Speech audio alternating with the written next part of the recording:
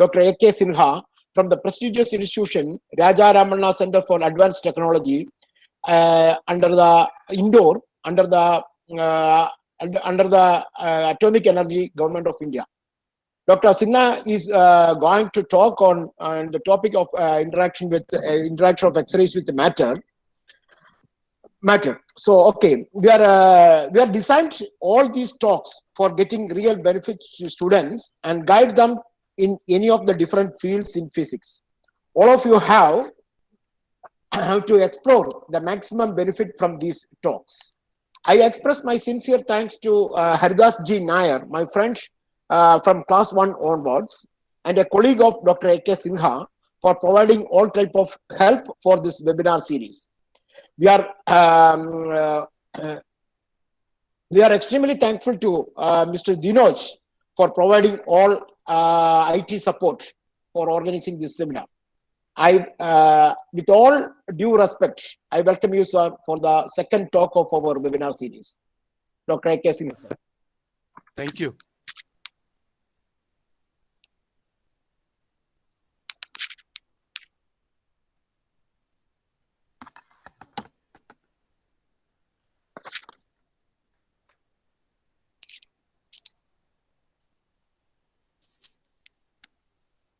You can start, sir.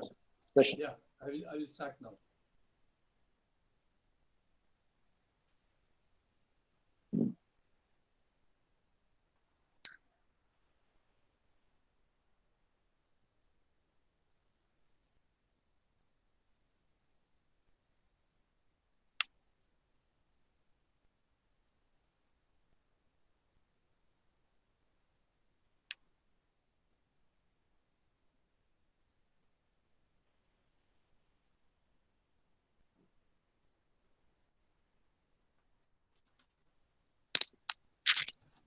Hello, good morning. Can you see the screen now? Yes, yes. Yes, sir. Yes. So, good morning to all participants. And Good morning, sir. Good morning. Good morning. Let me just thank Dr. Jayaprakash and all the organizers for giving me this opportunity, and also thank my colleague Dr. Haridas for recommending my name. It is brilliant to have a very young mind, and we are definitely meeting at a very difficult time, but I hope the sunrise is round the corner and we will all recover. Till then, please stay safe, and I wish you all good health. So I just start my talk, which says interaction of X-ray with matter. And see, the talk will have two parts. The first is a mega science facility that we have developed at RRCAT Indore, which are called synchrotron radiation. And I will let you know what this synchrotron radiation is. And we offer many experimental facilities to all users all over India. So those of you who are planning a career in research may contact us actually. And I will just start. And here I have just put 30 kV. You can see this less than 30 kV interaction of X-ray, less than 30 kV with matter.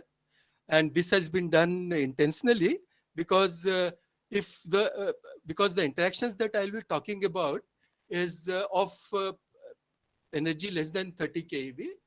And for more energy, the interactions are quite different. And we will not talk about that. And the reason I have stuck to 30 kV is that our facility only offer 30 kV, up to 30 kV of X-ray. Okay.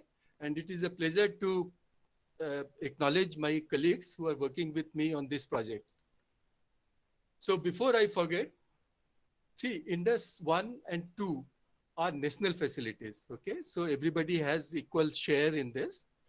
And all measurements done here are free to all academic institutions. Only industries have to pay. There are many industries who come here and they pay for their measurements, but all private as well as government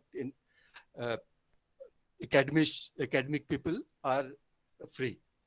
Okay. And in fact, we give travel support to students and also faculties.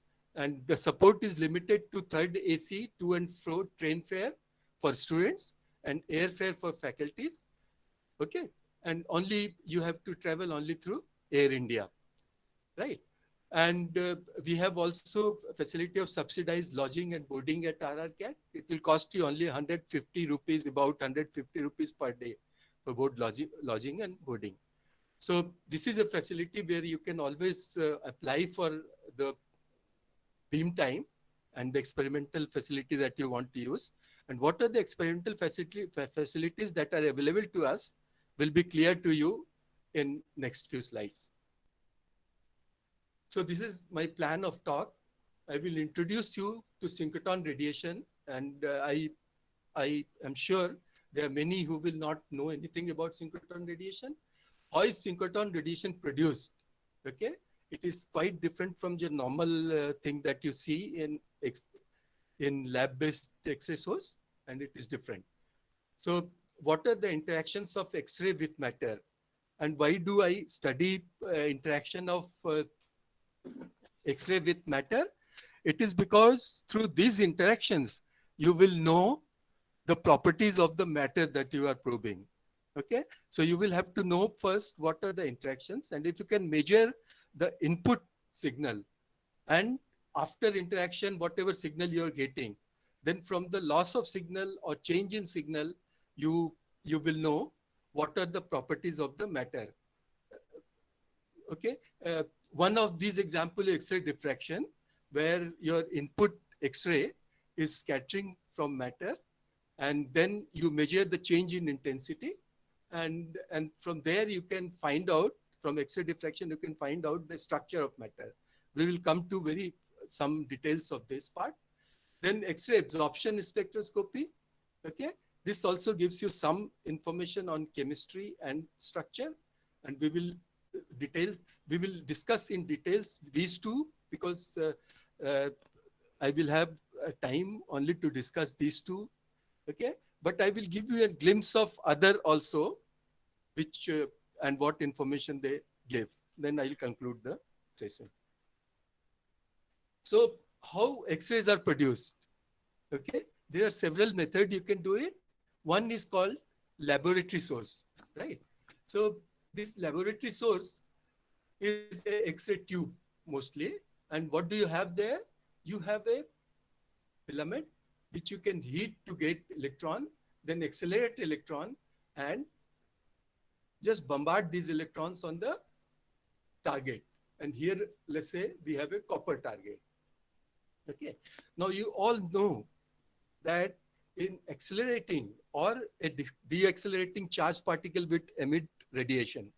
Okay. And why does that happen? That happens because your energies are quantized. Okay. So whatever system, you will wonder, whatever system is which is confined. Okay. If you confine a charged particle anywhere, then its energy states are quantized, right? Like hydrogen atom. Okay. You have hydrogen atom where you confine the electron in different orbits through potential of the nucleus. Okay. And then the energy level you get is 13.6 eV, 13.6 divided by 2 square, 13.6 divided by 3 square, etc. Right? These are confined, quantized energy levels. Similarly, if I confine any electron in anywhere, and deacceleration is a process of confinement, right? So you will have radiation, right? And what radiation you will get is given in this, the right panel. Okay. You get something called Bremston radiation, which is continuous, and you also get something called characteristic X-ray. You all know that if you can promote an electron from n equal to 1, given in this section, n equal to 1 to, let's say, n equal to 2, promote the electron through these electron. Okay, the accelerated electron that you have bombarded on copper target, these are copper levels. Okay, so I have just put one electron from here to there, let's say. Then they will come back emitting radiation. The only condition they have to meet are given here, that the L quantum number should be plus minus 1 and the J quantum number should be either J0 or plus minus 1. You must have done this course actually. So what are the allowed energy level? These are these two, B and C. A is not allowed because it is from S to S, where delta L is 0, the S orbital to S orbital, where delta L is 0, which is not allowed. It is a monopole transition. These are called dipole transitions. Okay, so you should get two major energies, and that's what you're getting here. See, this will be K alpha with larger energy. Okay, sorry, this will be K alpha with lower energy. This is in lambda. So this is lower energy, this is higher energy, and this will be higher energy, which is K beta. Okay, so this is a lab source, and that's what you get. But what are the problems of a lab source? The problems are that you're getting only one energy. That too, it is impure. For experiment, let's say for X-ray diffraction, you have to get rid of K beta. Otherwise, that will be a bad thing for your spectrum. Okay, the intensities are quite low. This is 10 to the power 7 photons per second, and you also have only one energy for your disposal. So there are many experiments. Let's say if you want to do spectroscopy, then you all know that spectroscopy is done with various energies. There are separate energies you will have to use to do a spectroscopy. Okay, and that is something cannot be done here, or can be done in a limited way using this continuum, using this BR. Okay, but this is very bad data actually. So what you need actually that you should have a very large intensity X-ray source where you have a lot of photon. You should also have a tunable source. If I want to sit here, I should be able to sit here, there, or whatever other places. So that I can do spectroscopy. Okay, and what is the solution there? Solution is a synchrotron source. Okay, what you do there? What is a synchrotron source? Synchrotron source is nothing but the energy or photon emitted by an accelerated charged particle. Okay, as simple as that. To start with, it is as simple as that you are accelerating an electron and getting the emission and calling it a synchrotron radiation, right? But there are two riders to this. What are these riders? Which makes it difficult to make, but very interesting. See, the riders are that the electrons should be relativistic. Okay, and you all know what is relativity. The relativity is that your velocity, when you call a particle relativistic, when the velocity of the particle is very close to that of light, right? Here I will just stop for a moment. I just want to tell all the participants that if you have any question or a query or any comment, you can just switch on your mic and ask and stop me. Okay, it should not be a monologue, right? So coming back to this, this is a particle is relativistic when the velocity of the particle should be very close to c, that of light, the velocity that of light. And you know that if that condition is satisfied, the mass of a particle is not what is a rest mass. Okay, in Newtonian mechanics, you consider mass to be constant, right? Mass doesn't change when you apply Newtonian mechanics. But you apply relativity, the mass changes according to some rule. And that is what? That is m, that is relativity mass will be m0 divided by square root of 1 minus v square by c square. Since v by c is very close to 1, this becomes very large. Okay, 1 by square root v square by c square, 1 minus v square by c square will become very large. Okay, so that is the first rider I'm putting it. And the second, that your velocity vector should be perpendicular to the acceleration vector. Okay, so the direction in which you are accelerating the electron should be perpendicular to the direction of the velocity. And one example of that is a particle on a circular motion. You remember, if a particle with uniform velocity is on a circular orbit, then what will happen? The velocity is along the tangential direction and your acceleration is along the radial direction. So that's what I have tried to put here. Right. So velocity is along tangential direction to this circular orbit, and the acceleration is along the direction perpendicular to the acceleration to the velocity, and that's what we want. So I just want to put my electron, which is accelerated to relativistic velocity, on a circular path. Right. How I will do it, I will come to that. But why do I want this condition? This condition gives me a few orders of higher flux. The emission will be very large.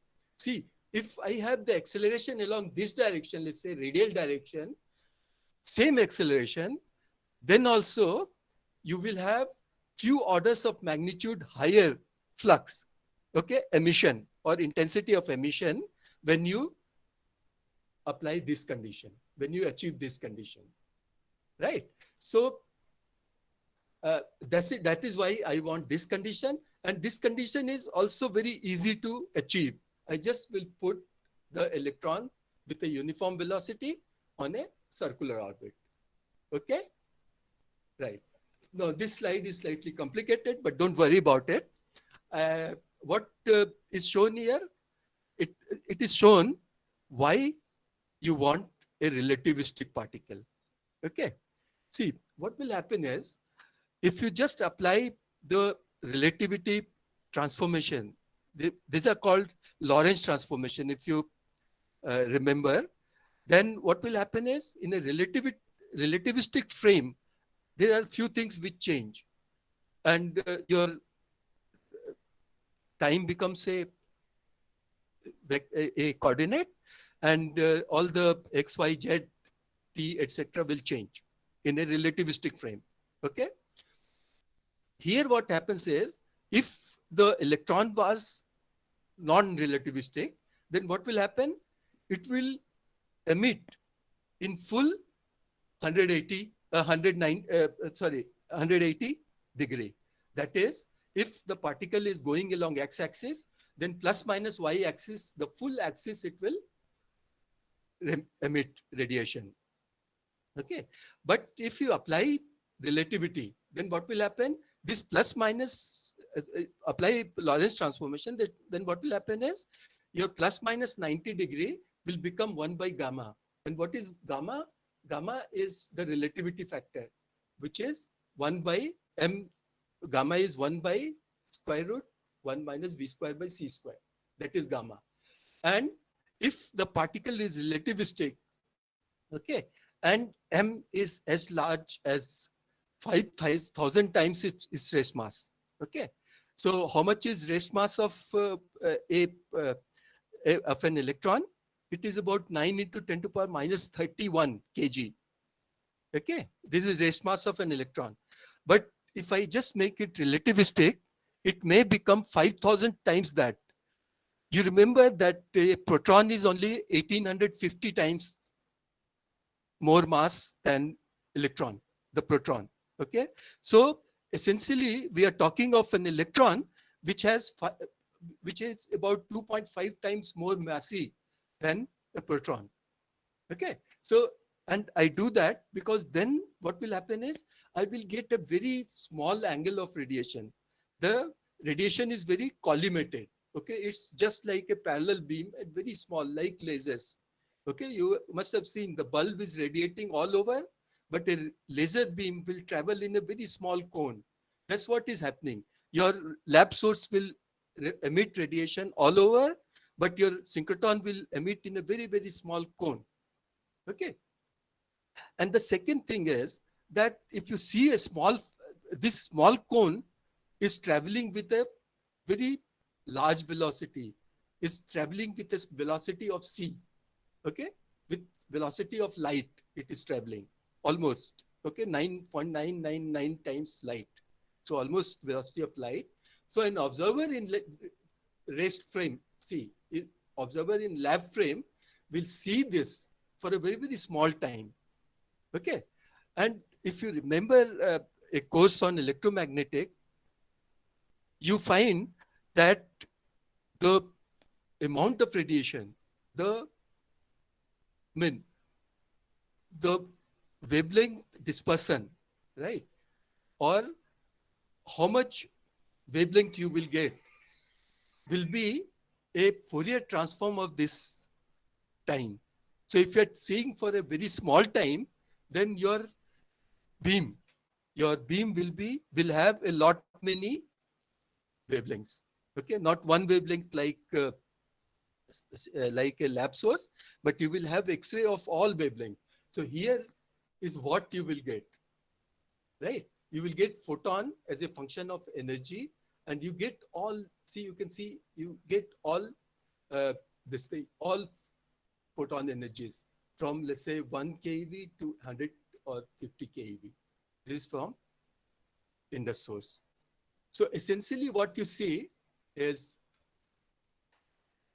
this synchrotron radiation is, so to sum up whatever I have said, a synchrotron radiation is a radiation by accelerated electrons, which are relativistic and where the acceleration is perpendicular to the velocity. Acceleration vector is perpendicular to the velocity. Okay. And we get a different kind of radiation from the lab source, and all the properties are listed here. You get broad spectral range. As I said, you will get X-ray, you will get UV, very ultraviolet, vacuum ultraviolet, visible, and beyond. Beyond means you will get IR, you will even get the RF, radio frequencies.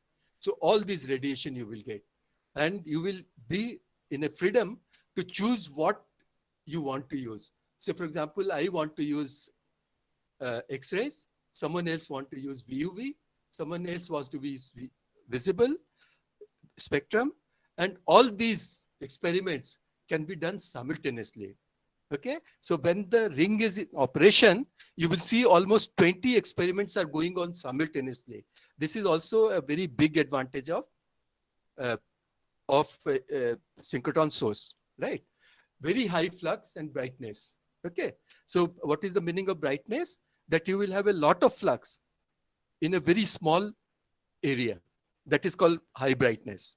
Okay, so laser sources compared to bulb sources, laser sources are very bright, you say.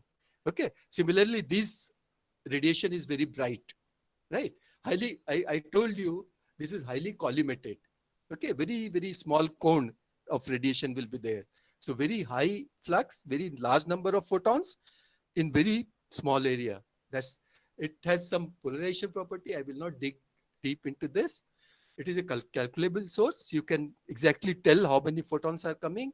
And there is a time structure. I can again, since we are not concerned with this, but you will have radiation for a small time, and then there will be a gap of, but it is only nanometer, a nanosecond pulse, picosecond pulse, tens of or hundreds of picosecond separated by nanosecond.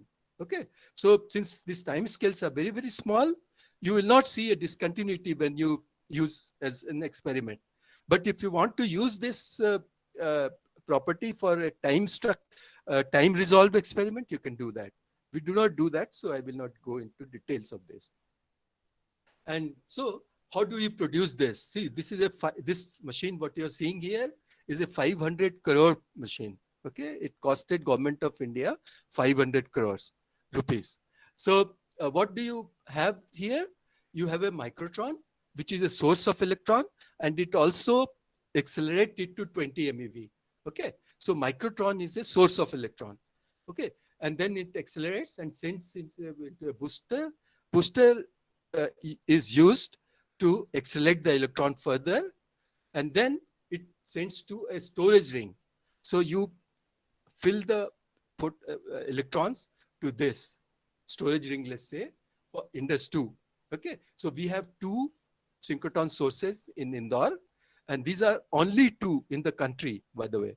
Okay, and also not many developing countries have this. So it is a very challenging thing to do. To uh, uh, it needs very advanced technologies, right? So not many countries are trying, but not many countries have succeeded, right? So these are the two sources, and you store electrons in this. It contains a very high vacuum of the other 10 to power minus 10 bar. Okay, millibar, sorry, 10 to power minus 13 times lower than the atmospheric pressure. So very high vacuum these rings contain, and where your electrons are moving in this circular orbit. Okay, so whenever it comes to bending, then you will find that a very high velocity electron will bend it in this circular bend, and your acceleration is along this direction, your velocity is in this direction, so it will radiate along this direction, and after radiation the electron will move on. So whenever it comes to one of these bending magnets, okay, and this bending is done using magnetic field. You all know that if you apply a perpendicular magnetic field to a velocity, it will bend in to an electron, it will bend in a circular orbit. So that's what we do here. Okay, so this is what gives you a photon in this direction, which contains everything from X-ray to IR, and you can just put your beam lines here to use it. Okay, and this is a picture of Indus 1, the smaller of the two ring, by the way. Okay, you can see the magnanimity and the complexity of this machine. Okay, this is one of the beam lines. So photon is being radiated from this point. This is a bending magnet, and the photon is traveling all the way to an experimental station ahead, right? And this distance, I can tell you, is about 20 meters. Okay, so this is a very big one. You do not appreciate in this picture, photograph, but quite a big, needs a very big building. And I'm showing you the picture of a smaller ring, the smaller ring. Indus 2 is even bigger. Okay, so this is about 20 meter circumference. Indus is about 200 meter. Okay, so if you outer circle, if you just move around once, it will be 1 kilometer, about 1 kilometer, the outer ring. Okay, so these are some of the parameters of Indus 1 and Indus 2. Indus 1 has 0.45 GeV, giga electron volt, 10 to power 9. Okay, so 0.45 into 10 to power 9 EV is the energy of this, and Indus 2 has 2.5 GeV. This is a bigger ring. Okay, relativity factor is about 900 here and 5,000 there. What is the meaning? The meaning that when it has achieved this 2.5 GeV, the electron has become 5,000 heavier, 5,000 times heavier. The ring current is 100 milliampere and 200 milliampere. This shows that you have put in a lot of electrons here. Okay, the critical photon, this is very important for users. Critical photon energy is 200 EV here and 6,000, 6 keV here. Okay, what is the meaning? The meaning is that you can use this photon up to 25 keV. Just to give you an idea, the copper source gives you a photon of 8 keV.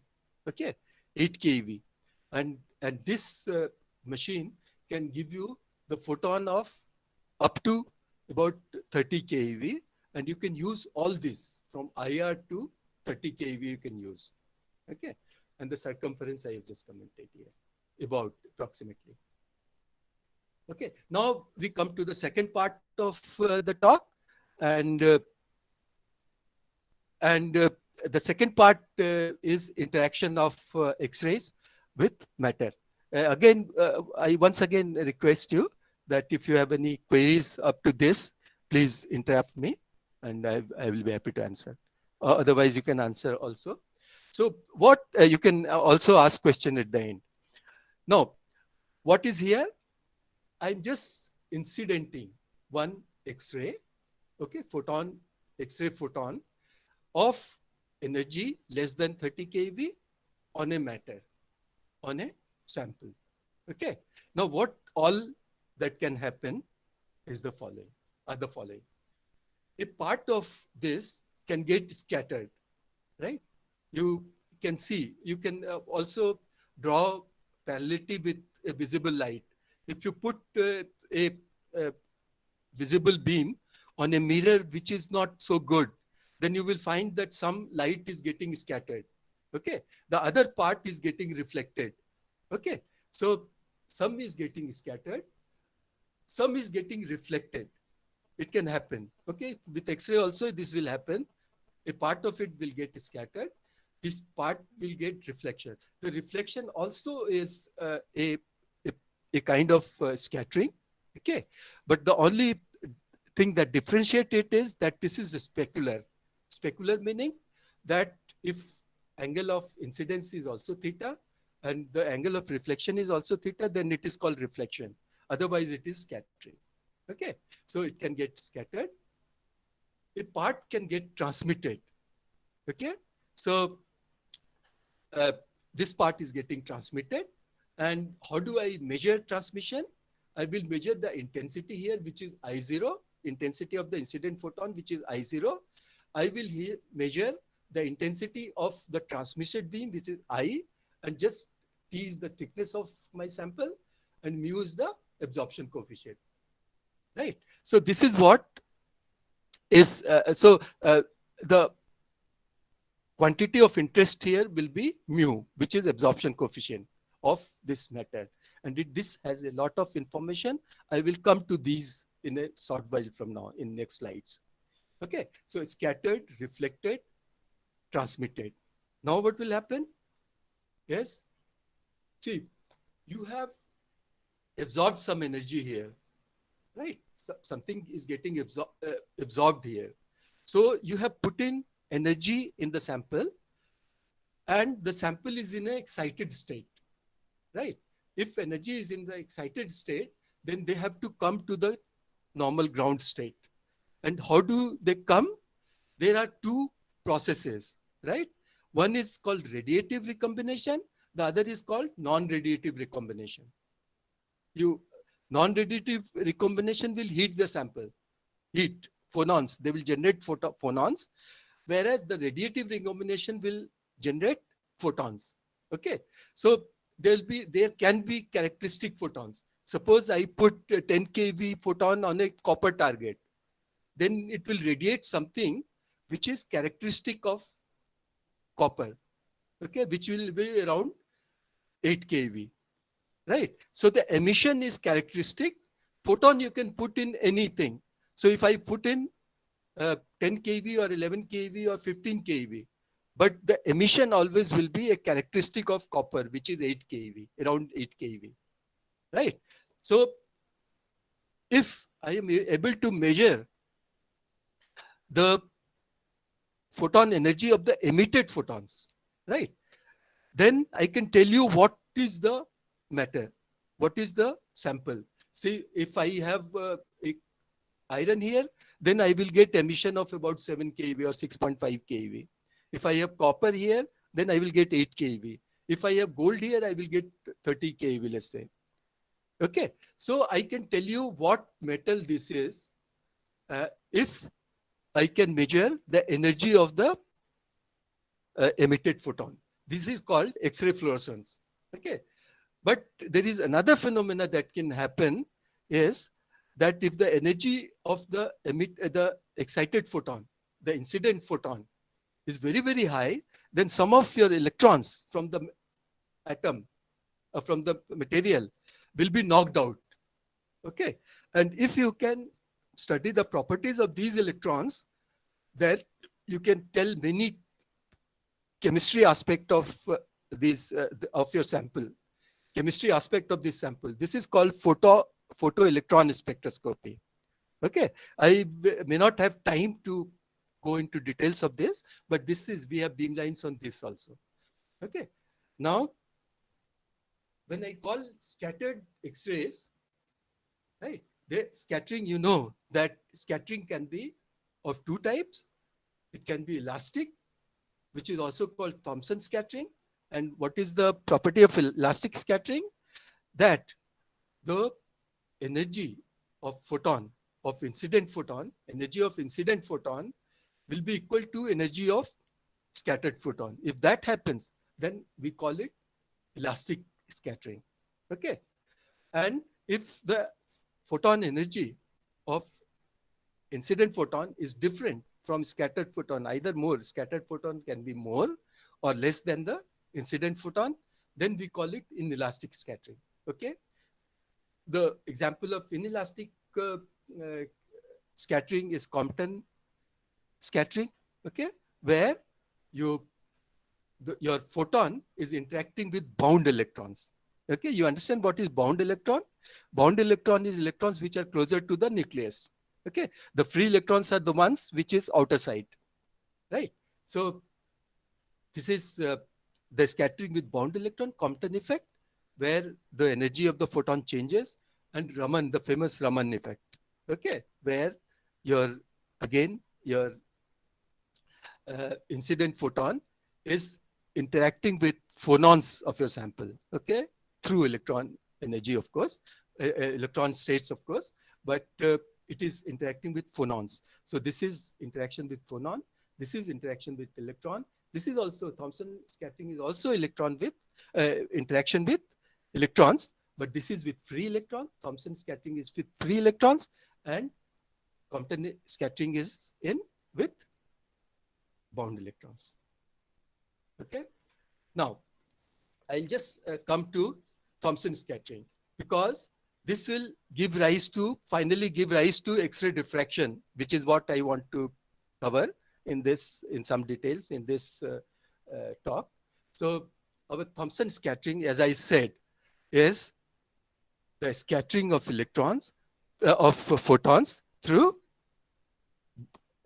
free electrons. Okay. And what decides the free electron? See, we call electrons to be free if the binding energy of the electron is lower than the incident photon energy. Okay. Because see, if electrons are bound to all electrons are in principle bound to the nucleus, all electrons. Okay. But here you will see that the electrons, which has energy much lower than the energy of the, which has binding energy, the electrons which has binding energy much lower than that of photon energy, which you are using for the experiment, then it is called Thomson effect. It will get scattered elastically. Okay. And so the first thing you have to do, if you want to study this scattering in details, first thing you want to do is to find the scattering cross section of this scattering event. Okay. And what is the scattering cross section? It, in a layman's language, if I sign one photon and my sample contains only one electron, then what is the probability of this electron getting scattered, right? That is called scattering cross section. And in this case, the scattering intensity is R0 square. Okay. And what is R0? R0 is called, I am not doing the mathematics here, but the intensity of the scattered photon or amplitude will be I0, and the intensity is mod square. So R0 square, right? And what is R0? And R0 is your classical electron radius, whose value is this. You can just see. This is in angstrom, and 2.8 10 to the power minus 5. And angstrom is 10 to the power minus 10 meters. Okay. So the probability is very, very, very small of one electron. But how do I get the X-ray diffraction signal then, if the probability is so small? That is because the number of electrons that are scattering is very large. Okay. It is of the order of 10 to the power 23, the Avogadro number. Your sample contains atoms of that order, right? Isn't it? 1 mole of your system will contain Avogadro number atoms, okay, or molecules. right? So the number is very large, and also you are shining not one photon, but many photons. Okay, the number is also very large. So as large your number of photons will be, your signal will be larger. So you will be able to see lower signals, and also you will be free to do your experiment with higher resolution. I will come to that little bit. Okay, so this is scattering from one electron. Now what happens if I go to, from electron, I will have to go to atom or molecule, right? So what will happen is, when my photons are coming like this, and this is an atom, and it is scattering in certain direction, isn't it? That's what is happening. Now I'm considering just one atom. What will happen? See, if I have an electron cloud, or I have a set of electrons which are scattering, then how do I calculate the intensity here? This is simple actually. You remember Young's double slit experiment. Okay, you calculate the interference pattern by adding the amplitude with phase of these two slits. You remember that? You, at that point, you will add the amplitude of all the scatterer with phase, and then sum that up, and then take a mod square to find out the intensity. And that's exactly what we do here also.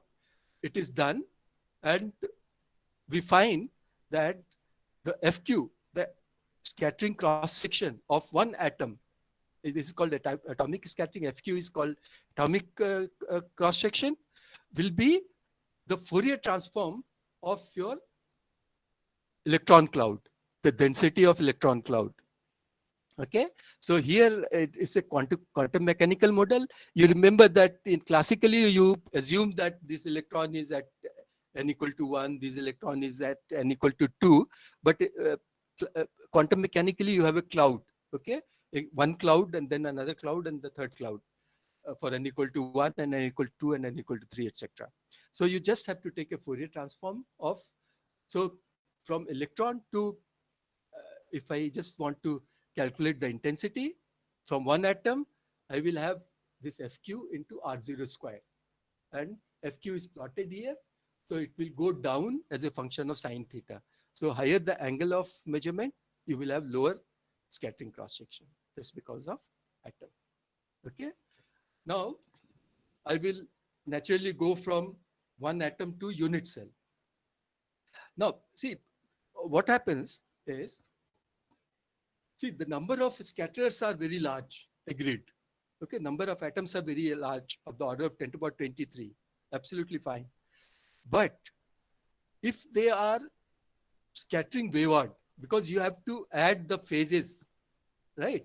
So you remember the interference pattern? At some point, the beams are interfering to give you large amplitude and large intensity. The other part, you get darkness. You get no. But if in place of 2 slits, you put 1000 slits at arbitrary places, you will get a uniform intensity. Here also, it will, the same thing will happen. If you put atoms arbitrarily, like in amorphous material, then you will have very small intensity and uniform intensity. Okay. But what saves us is the crystal structure. In crystal structure, we put the atoms or molecules at regular intervals. Okay. And your unit cell has, your unit cell will have the atoms at regular interval. That is called crystal structure. So here I have just put 3 such unit cells: primitive, body-centered, and face-centered, cubic, just to be brief. But there are others, you know that. Okay. So now what I will have to do is, I know the scattering from one atom. So at any point where I want to calculate the intensity, again, I will have to sum up these amplitudes of scattering, which is from one atom with phase. And if you do that, you will find you're getting this FJQ, which is J is the number of atoms in a unit cell, and Q is the momentum transfer vector. Don't go into details of this, but it is essentially summing of the contribution of all the atoms in a unit cell and adding them with phase, right? So you get this factor, and this is summation for all the unit cell. You know that there are 10 to about 20 unit cells in a system. So I will sum up all this with again phases. Okay, so essentially just see the beauty of it. If you have amorphous material or atoms kept at arbitrary places, you will not get any diffraction pattern. And if you have atoms arranged in regular manner, you will get diffraction pattern. Diffraction pattern means you will have intensity at some angles, and you will not have, like interference pattern, you will not have some intensity at other points. And from seeing this, you can identify what kind of unit cell it is. I will come to that again. Okay, so this is amplitude, and if you just calculate the intensity, you will have to take mod square of this, which is here. R0 square is the amplitude from one electron. This is from the whole crystal. This is a polarization factor. I will not go into details of this. This is again something which is not a first order, it is a second order correction. And this is very important. It is a delta, Kronecker delta function. You know about this, okay? This is called Kronecker delta function. And what does this signify? It is 1 if Q equal to G, okay? And it is 0 everywhere else. So it essentially says that if this intensity will be 0 unless Q equal to G. And what is Q? Q is the momentum transfer vector, which can be written like this, 4 pi by lambda into sine theta. And G is the reciprocal space vector, okay, which is defined here, which is B and C are the vectors of your unit cell parameters, and ABC are unit cell parameters. And this is A dot B cross C, which is volume of the unit cell. And for a cubic cell, if you do, it comes out to be 2 pi by A. A is the unit cell parameter. Okay, if you do this, you equate this to this, very easy. Okay, and what you find from there is the famous Bragg law, right? So what is the message? Message is that you will get intensity only if the Bragg law is satisfied, right?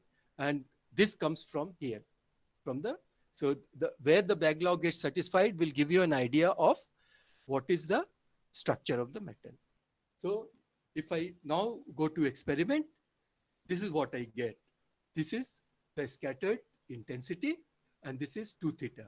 And this is the experiment. You are shining your photon from here. These are getting scattered. This is detector.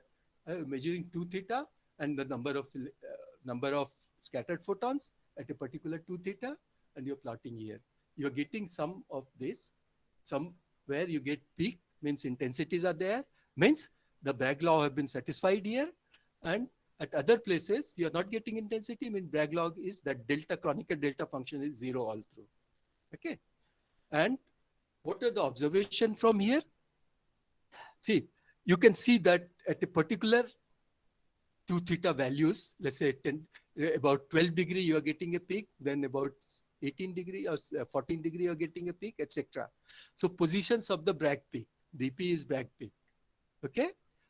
And you get relative intensity. You are seeing that somewhere it is lower, higher, then again lower. Why does that happen? So that is also an observation. You get relative intensity, you get background, it's a very nice background here, but sometimes you will get some background like this. Okay, you can get background. That is also an observation.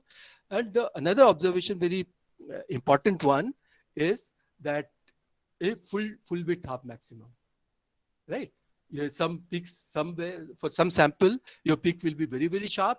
For others, you will have a very large full width half maxima. That is another observation. So I can have all these observations. And what information do they give?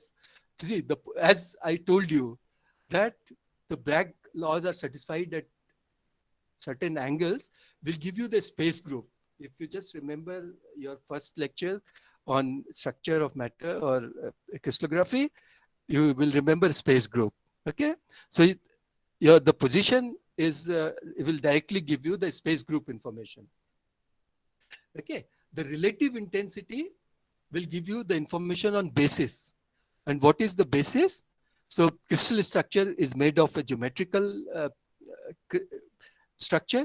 Okay, and then you put an atom or a set of atom at crystallite points. Okay, so for example, for NaCl, you will put Na at the corners and Cl at the face centered points, right? So, or for a very complicated crystal, you will put not one but many atoms at one crystallographic point. For example, a protein crystal will have thousands of points at a crystallographic point. Okay, so that information comes from this relative intensity. What are the atoms or set of atoms are sitting at what points? Okay, it comes from the basis. Now, background will give you the amorphous component. If you just this is a polycrystalline sample, but if you had an amorphous sample, what will happen is your intensity will look like this. There were no peaks, but intensity will look like this. So if you have a sample which has both amorphous and polycrystalline parts, then you will have peaks also and the background also. So background will have some very important information about the sample, and also there can be measurement glitches. Okay, I will not go into details, but it may not be your sample, but measurement related problems. And full width of half maxima will give you crystallite size or microstrain. I will come to that in next slide. Okay, so and what is finally the information that you want to get? You want to get a crystal structure like this. Okay, you want to know what is the crystal structure, whether it is a cubic or hexagonal or tetragonal or what are the atoms that are sitting at which points. This is what I want to get from this data, right? And that can be, and there is a problem actually. See, what is the problem? That you are measuring here intensity, right? But what is the information and how do you get intensity? You add everything, all the amplitude with phase and take a mod square. But once you take a mod square, you lost the phase information. Okay, there is no way of measuring X-ray with phase. Okay, so I am losing some information, the phase information. So directly coming from here to there is not an option. You cannot do that. I mean, if you have this data and I will just give you this, is not possible. This is called phase problem. Okay, but what one does is, if you are given a structure, okay, just invert the problem. Here you are trying to find from this to this. But if I am given the structure like this, then it is very easy to get from here to there. I can calculate this. Okay, so what one does is, you assume something like this and then try to calculate this and see whether it matches with the experimental thing or not. Okay, and you keep changing this and try to match this. That is called Rietveld analysis. Okay, so if you are ready to do that, it's very it's something of art actually. It needs a lot of information, and it also needs a lot of practice to do Rietveld analysis. But if you are expert of that, then you will do that and get this. Okay, so this is what is X-ray diffraction. Only thing that remained, but what you do with full width half maxima. See, if you are working on a nanomaterial, let's say, then you will find always that your X-ray diffraction pattern has a very large. So if the crystallite size is very small, then your full width half maxima of the X-ray peaks or the black peaks are very large. Okay, so your size is directly proportional to the full width half maxima. Okay, it also get enhanced because of the strain. You all know that you have constrained the atoms in a nanocrystal assay. You have constrained it to live in a very small cell. So they will have a lot of strain, and strain changes the physical properties of matter. Okay, so you also want to know strain. So there is a way called Williamson-Hall plot, from where if you have the information of full width, half maximum of all these peaks, which you can measure very uh, easily, then you can find out both microstrain and particle size, and some more details are there in this paper, one of our papers. Okay, so essentially, I just before closing X-ray diffraction, I will just come back to this. So the information you can get is space group. You can get our basis. Basis means what are the atoms or set of atoms you are putting at a lattice point. Amorphous content in your sample, or okay, and you can, if you are working on a nanomaterial kind of things, then you can get the crystallite size and microstrain. Okay, and if you are an expert of XRD, you can find out this. Okay, and what are the experimental facilities that we can provide you are given here. We have two experimental stations. One of them is diffractometer, which you will see in many lab sets also, lab setup also. You can do all kinds of sample in this. Okay, you can do high resolution powder diffraction, single crystal diffraction. You can do nanocrystalline, thin film, whatever you want to do. You can do all kinds of experiment. You can we also put high temperature X-ray diffraction, low temperature X-ray diffraction, high pressure X-ray diffraction. So all kind of X-ray diffraction you can do this on this setup, and is available free to you. Okay, but the problem with this setup is that it takes a lot of time. It takes about half an hour or 45 minutes to run one sample. Okay, the another setup we have is called an area detector. This is an area detector, and here you can do one X-ray diffraction in just a matter of few minutes. Okay, 1 or 2 minutes. So that way, this has that that advantage of time, but it has disadvantage that it is not so. Its resolution is not so good. Okay, so for some sample it is okay. It can measure powder very fast, and for others it is not so good. Right. So now I will come to the next part of my talk. I may exceed time by 10-15 minutes. Is that okay, Dr. Jayaprakash? Yes, sir. Yes, sir. Yes. Okay. Yes. So I will just come to X-ray absorption spectroscopy. Right. See, first thing is we all do visible spectroscopy. Right, using visible light. There is a spectrophotometer is the instrument we use. But can you say what, I mean, you're not interacting, but what is the information that you get from there? Okay, see, if you just know what is that you are measuring when you measure absorption, it will be easy to tell you what is the information you get. Okay, so absorption will be large if I have, see, what I'm essentially doing is I'm just shining one photon from source to this material whose, these are filled band, this is Fermi level, these are filled band, and these are unfilled band, empty bands. Okay, you all understand band theory? I think this is based on that. Your valence band is filled in a semiconductor, your valence band is filled, and your conduction band is empty in a semiconductor. And then if you put a photon, it promotes one electron from the filled band to unfilled band. And how much absorption will be there will be proportional to what is the density of states here in unfilled band, and what is the density of states at the filled band. And what do I mean by density of states? See, it is the space that an electron needs in a reciprocal space. Actually, in the momentum or energy space, momentum space basically, how much space it needs, one electron needs to sit. Say, for example, in a bus, I need a seat to sit, right? So if there are 50 seats, then the capacity of a bus is 50. But in a train, there will be few thousand seats, right? So how many passengers can travel?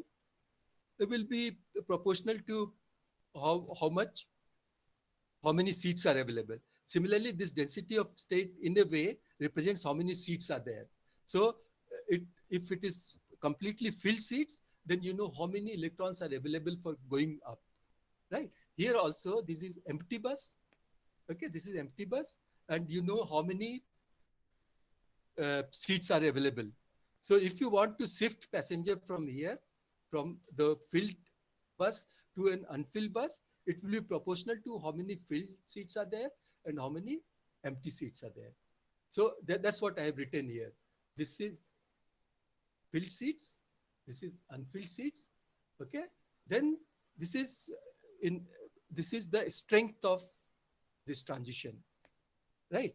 See, as you found there also in first or second slide, that your emission will depend on some delta L equal to 0 or plus minus 1, right? So similarly, if this is S band and you are just trying to go to some other band which is not possible, then this term will be very small. But let's not go to details of that. But it is essentially the absorption coefficient will be proportional to the filled states, and is also proportional to the density of empty states. Okay, and this is energy conservation. What is the meaning of that? That this height of this will be equal to the number the photon energy, right? You cannot put in with, say, suppose this is 1 eV, right? And I am putting 1 eV photon. I cannot put anything from here to there, which is 2 eV apart. This is not possible, right? So this guarantees, the delta function guarantees that it is valid. So this is just qualitatively this integration, and then you have to do integration. Now, just to give you an idea, what I assume is M is independent of energy. Your strength is independent. It comes out of the integral. Okay.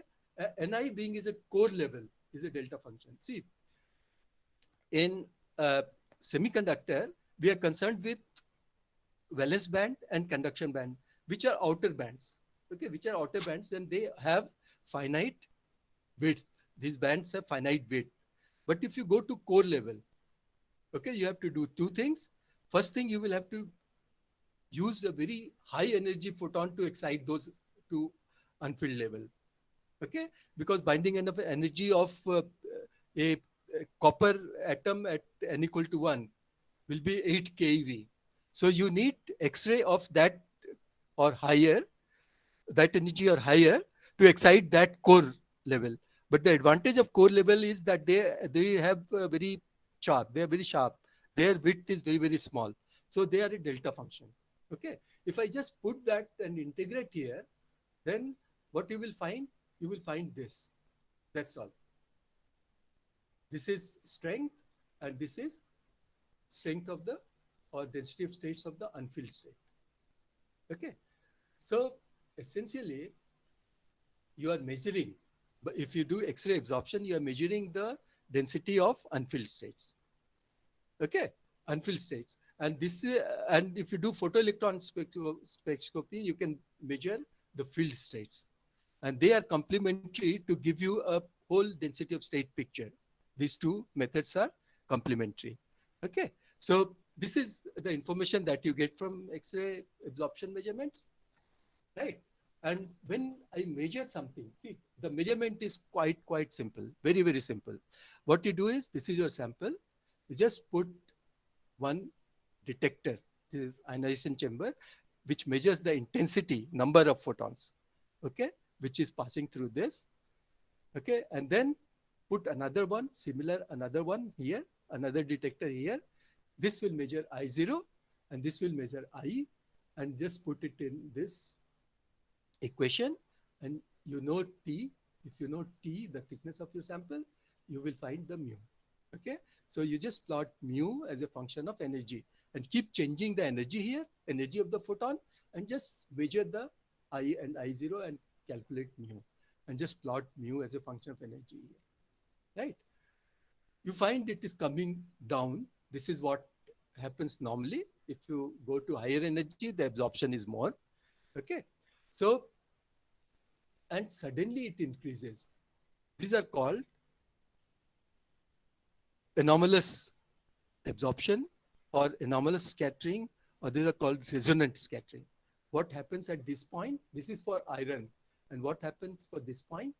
This energy is equal to the binding energy, the energy here, which is about 7,100 eV, is equal to the energy of the binding energy of the core electron of the of iron. Okay, if you're given iron, then n equal to 1 electron will be the closest to nuclear and will have the higher potential energy, right? So excite that electron will cost you a lot more energy, and that is 7,100 eV for iron. So you will get suddenly, and this absorption will increase your absorption coefficient largely. So you will get this point, and then again normal will come. But what will happen is here you will get some oscillations. You're seeing there are oscillations, and this is important, and I will come back to that. Okay, this information is divided into two parts. This is the one part which is close to the absorption edge. This is called absorption edge. It's called Zane's X-ray absorption near-edge spectroscopy. And this part is called EXAFS. This is called extended X-ray absorption fine structure. Okay, why I call this EXAFS, I'll come to that. But first we'll take Zane's, right? So what information do you get from this part of the absorption spectrum? Okay, so I just have taken this part for a copper oxide, a set of copper oxide compounds. Okay, this is copper is Zane's. So you will see that this is 700. The iron was 7,100. This is about 7,700 eV, right? But what is the difference? Why I am getting this spread here? I am getting because these are different oxides. You will see this one is cobalt metal.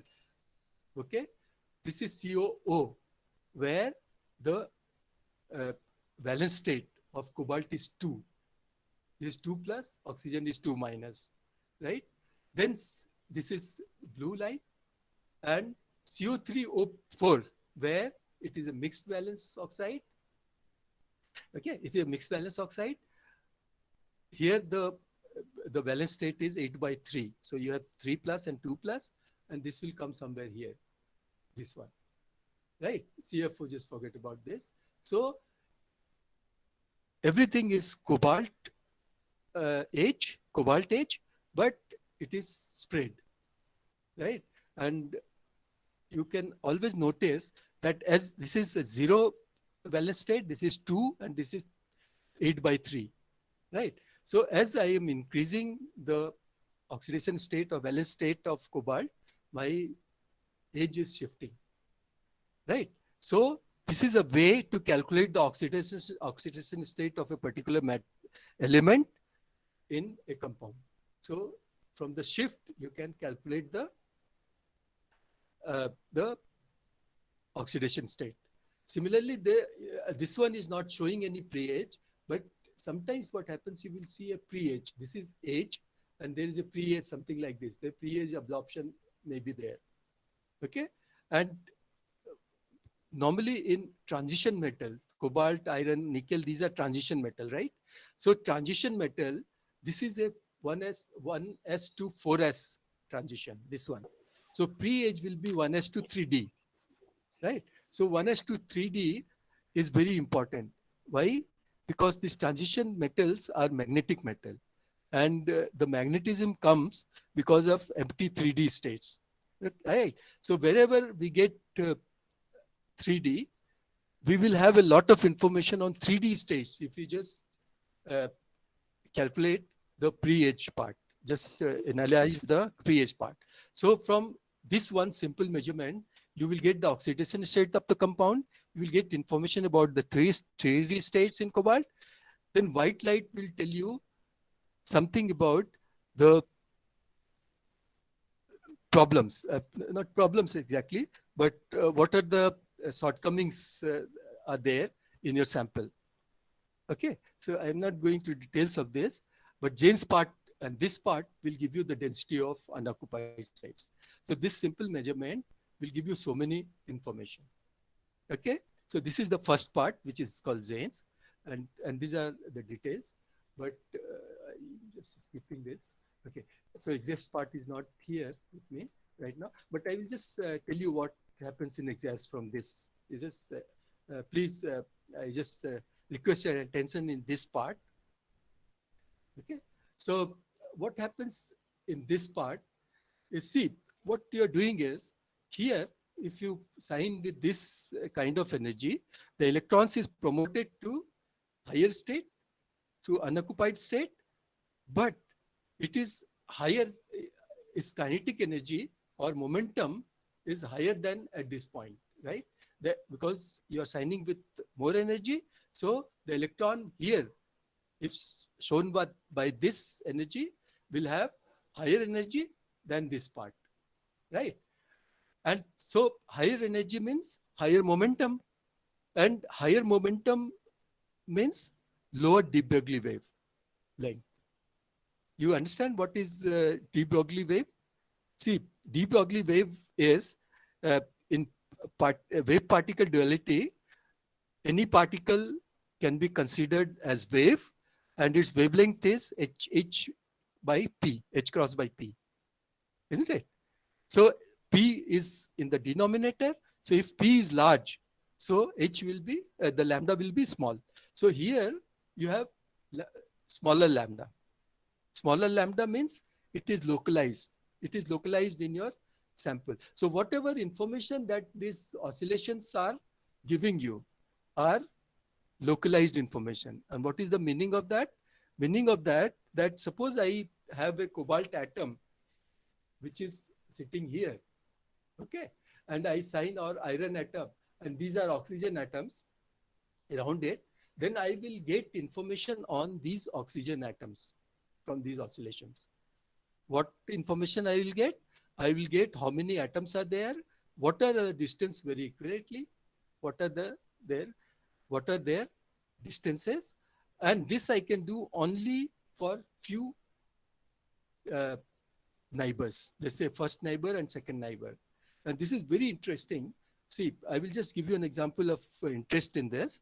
See, the protein crystals, for example, okay, they are very, very specialized crystals. For example, the eye crystals, okay, they are very specialized to see, to react to the visible light, okay. Now, what is there in a protein crystal? It contains a lot of organic elements. And what are organic elements? H, O, nitrogen. These are all low Z elements, or carbon, of course, sorry, carbon. Okay, and these are all low Z elements. But the specialized part of this protein comes from high Z elements. Okay, so high Z element can be iron or nickel or maybe anything else, say arsenic. These are all high Z elements. So in a protein, these things can happen.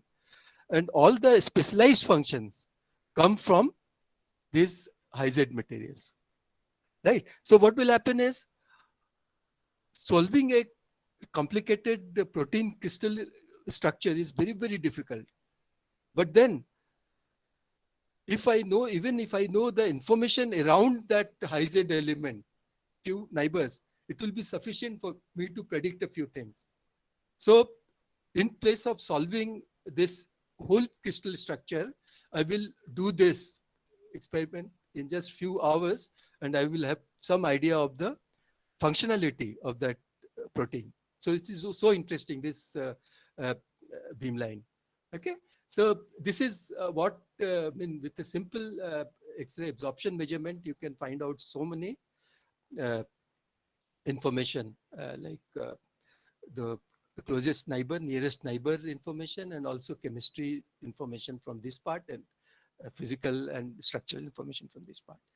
Okay, I wanted to do a few more things, but I think I have already taken time. I will just have last 2 slides, and this contains all the beamlines. The beamlines means every beamline will have a different experiment going on. Just I want to tell you what are the experiments that are possible with us. This is X-ray diffraction. This is X-ray fluorescence. And in the first few slides, I told you the X-ray fluorescence technique is used for elemental analysis. Okay, because the emission spectrum will be a characteristic of the particular atom where you have shown the photon. Okay, so for copper, you will get copper signal. For iron, you will get iron signal. This is a lithography, some lithography part you can do, which is not a characterization beamline, but you can make smart structures using this beamline. And this is absorption beamline. I told you some information about what X-ray absorption can give you. The second part of my talk. And energy display again is a X-ray diffraction beamline. This is also absorption beamline. Protein crystallography is again X-ray diffraction beamline, but they specialize in doing protein crystallography. Okay, engineering application is also X-ray diffraction beamline, but energy applications are discussed here. Soft X-ray absorption spectroscopy. So essentially, you study 1s 3D transition in this beamline mostly. So magnetic materials can be studied here. Imaging beamline is very important. See, X-ray imaging you use in bone X-ray, right? But this is very, very different from that. Although it will do imaging, but it does phase contrast imaging, which is a new technique. And you can find out, see, bone X-ray, in bone X-ray, you can find out the bone because the density of bone and your flesh are very different. But if they are close, then this beamline can be used. Then it's a photo emission beamline where you can find out the chemistry information. Again, X-ray photoelectron emission, and small angle X-ray scattering beamline where you can study the mesoscopic scales. Mesoscopic scale means some scale of the order of 100 to 1000 angstrom. If you have, see, X-ray diffraction will give you only few angstrom scale, length scale. The structure is few angstrom to tens of angstrom you will get from X-ray diffraction. But if the length scale is few hundred to 1000 angstrom, this beamline is suitable. And reflectivity beamline is used for surface and interface study of thin films. Say, for example, in a thin film, you want to know the optical constant and thickness of the film and roughness, etc. Then this beamline is suitable. And these are all, again, a beamline on Indus 1. The ones that I showed before are for Indus 2, and these are for Indus 1. Okay, so the take-home message is that these many experimental facilities are available to you, and these all measurements are free, and also we support students and faculties to use these beamlines. So you're welcome to use these beamlines. Thank you for your attention. Thank you, sir. Thank you. Thank you very much. So if any of you have any questions, please ask to Dr. A.K. Sinha. If you have any questions, you can write in the chat box, or you can directly ask to Dr. Sinha, sir.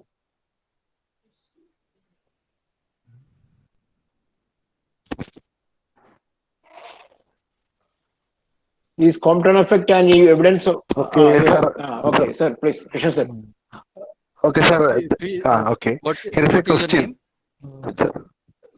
Sir, I think the student did not reveal his name. It's not. Okay, fine. Ask the question. He's asking a question. Is Compton effect an evidence of particle of nature, electromagnetic radiation? No, I couldn't get the question. Is Compton effect an evidence? An evidence? Is Compton effect an evidence of particle nature of electromagnetic radiation? Of a particle nature of electromagnetic wave.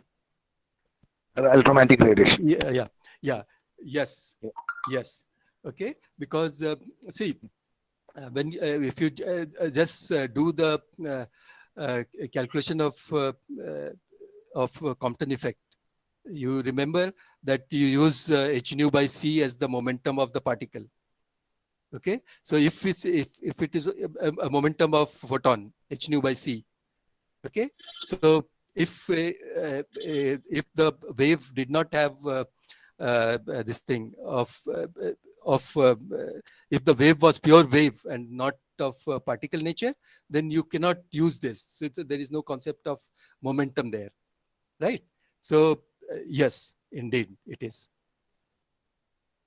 Okay. Is there any other question? You can write on the chat box now. Please write your questions on the chat box.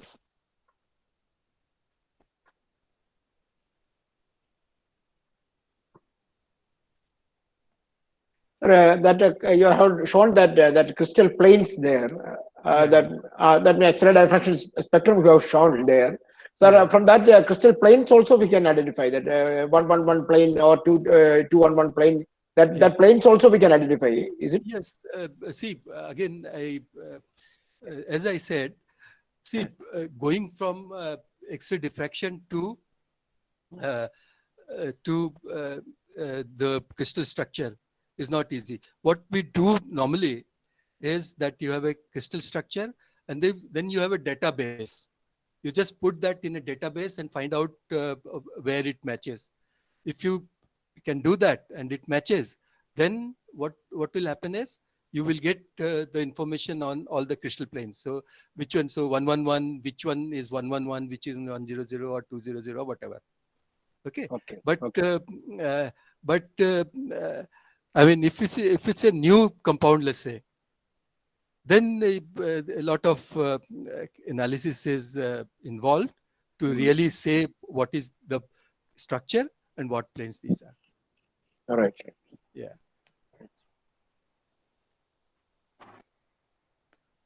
So for these PG students also, you are providing the research facilities there, sir, project and all these things. Yeah, for whatever the student is a student. Okay. But you have to write a project. If you go to, I have given the website address also. Okay. So you can go to the website and register as a user, and then you have to put a proposal. Okay. And normally we accept all the proposals. No proposal is rejected at our place. So and then a student can come. Yes, any PG student can come, and even UZ I don't care. Okay. Any more questions, students, participants? Any more questions?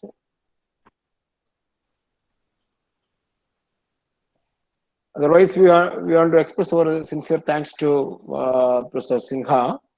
So we are extremely thankful to Dr. A.K. Sinha for the fascinating and a very interesting lecture. This RRCAT is providing research collaboration and you can avail the facilities available in RRCAT. I think all of you will have to avail these facilities for your PG and degree studies. Yeah, and just one more information that I wanted to give is that we also have a project facility for PG students. So MSc students can apply for a project here for a small 3 months or 6 months project, 6 months basically project. So if you do project, I mean, see, at some colleges it is all the 4 semesters. The teaching courses are there. For some, there is a 6 months project. So if you have that facility, we can give you project also. Okay, sir. Yeah. So, okay, so thank you very much for your Thank you, attendance. sir. It was Thank you, nice. sir. Thank you, sir. And now I invite Mr. Krishan Kumar to express the vote of thanks for this webinar series. Okay, I think there is no more question. Let me thank Dr. A.K. Sinha and the other members in this webinar. I am starting with A.K. Sinha, sir. Yeah. I think all of the students, participants in the, most of the participants in this webinar will be pursuing their career in scientific research field. For those careers, I think RRCAT is a very important place, I think. So I would like to thank Dr. A.K. Sinha for opening the world research opportunities available in the RRCAT to the participants here. So I would like to express my gratitude on behalf of the Department of Physics, Marthoma College, Chungatra, to Dr. A.K. Sinha, sir. Thank you, sir. Thank you very much. Now, and it was a pleasure. It was a pleasure. okay. Yeah. Okay. Next, I would like to thank Mr. Binoj for his technical support for this webinar once again. And I would also like to thank Dr.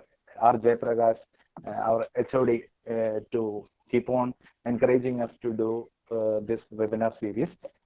I would like to thank all of the participants also present here also. Participants are the success of a program.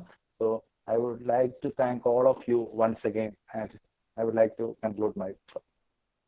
Okay, one more announcement is there. Now we are announcing the next talk by Dr. N. Shaji of QSAT on conceptual foundation of quantum mechanics on July 30th, Thursday at 10:30 a.m. to 11:30 a.m. The link is available in the chat box, and also we will send the registration link before 20th Tuesday 4 p.m. All of you have to register. So we have Thursday we have the seminar. So that means before that you have to register through the web link or we will send the link. So all of you have to register before Tuesday evening 4 p.m. So we can see on Thursday morning at 10:30 p.m. 10:30 a.m. 10:30 a.m. Sorry, 10:30 a.m. Thank you very much. Thank you, sir. Once again, Sinha sir.